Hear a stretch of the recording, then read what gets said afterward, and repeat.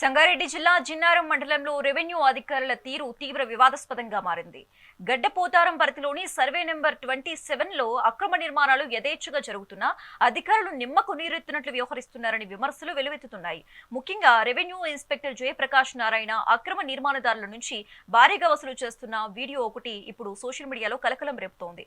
సామాన్యుల ఇళ్లపై జులం ప్రదర్శించే అధికారులు అక్రమార్కుల వద్ద డబ్బులు తీసుకుని బస్సులు పాల్పడటంపై స్థానికులు మండిపడుతున్నారు. ఇప్పటికైనా ఉన్నతాధికారులు స్పందించి సదరు అధికారిపై చర్యలు తీసుకోవాలని కోరుతున్నారు.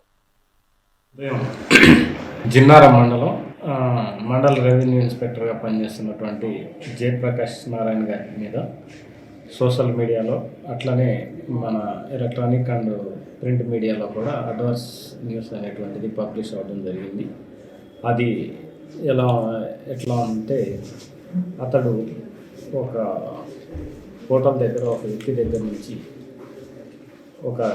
ఓ ప్యాకెట్ లాంటిది తీసుకోవడం అనేది మనకి మీడియాలో ప్రముఖంగా ప్రచురితమైంది. దీనికి సంబంధించి నేను ఈ జిన్నారం మండల ఎంఆర్ఓ ఆఫీస్ తరఫున అతని వివరణ కోరడం కూడా జరిగింది.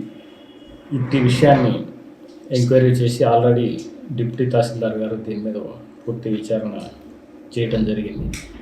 ఈ విచారణ నివేదికని జిల్లా కలెక్టర్ గారికి మన చట్ట ప్రకారం ఎలాంటి చర్యలు ఉంటాయో వాటిని సిఫారసు చేస్తూ రిపోర్టు నివేదిక అనేటువంటిది ఉన్నతాధికారులకి ముందు ఆర్డీఓ గారికి పంపడం జరుగుతుంది.